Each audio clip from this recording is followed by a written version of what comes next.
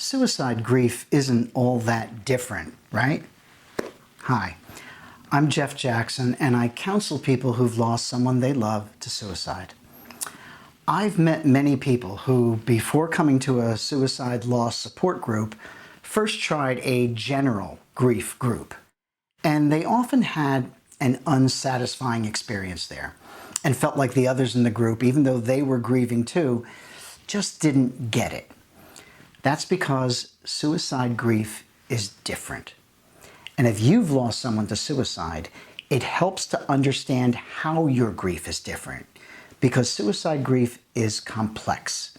It comes in layers.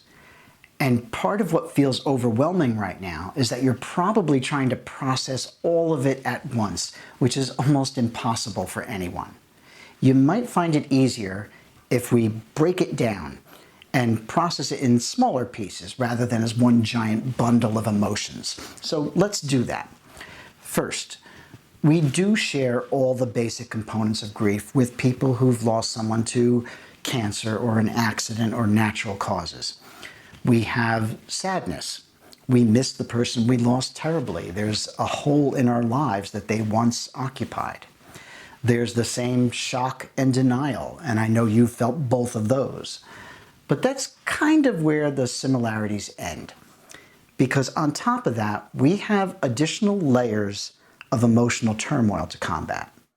And just like a miner digs through surface layers to reach deeper ground, we have to work through those added layers before we can even wrestle with the deeper sadness underneath. The number one layer we have on top of our grief is confusion.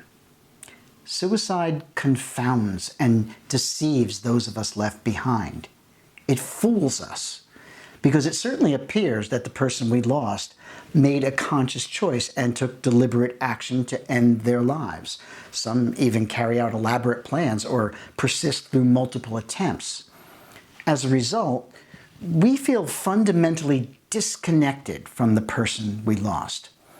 Someone who's grieving a conventional death can at least take comfort in the knowledge that if they could, their loved one would certainly choose to still be there with them. But the opposite feels true for us, because our loved one seems to have chosen to leave this life, has chosen to separate from us.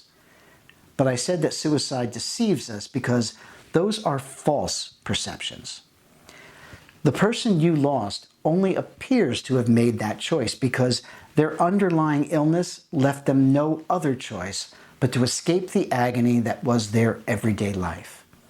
I have other videos that go into this in great depth. Please check them out. But this false perception creates that additional layer of confusion that makes grieving after a suicide so difficult and complicated. The other layer we all universally feel is guilt. In the aftermath of a suicide, we are quite convinced that we could have or should have done something to prevent it, or maybe even that we contributed to it. And I have another video all about battling guilt and how that too is a false perception. There may be other layers of complexity to deal with. We may feel intense anger at times towards the person we lost, and then feel added guilt for having felt that anger. A suicide can bring about alienation from other family members and friends. In most kinds of loss, we expect our friends and family to rally around us with comfort, but after a suicide, that same level of support isn't always there. Maybe you're the one who found them. That's a whole added layer of trauma in itself. Maybe someone has actually blamed you for their suicide, another layer of complexity. A public suicide can bring all sorts of daunting complications, and there's even more I could list. Please look for my videos that deal with each of these situations. So you can see why I said that it's important for you to recognize all of these different layers and try to separate and compartmentalize them. That way it won't be quite so overwhelming, and you can find a pathway to deal with the most fundamental components of your grief.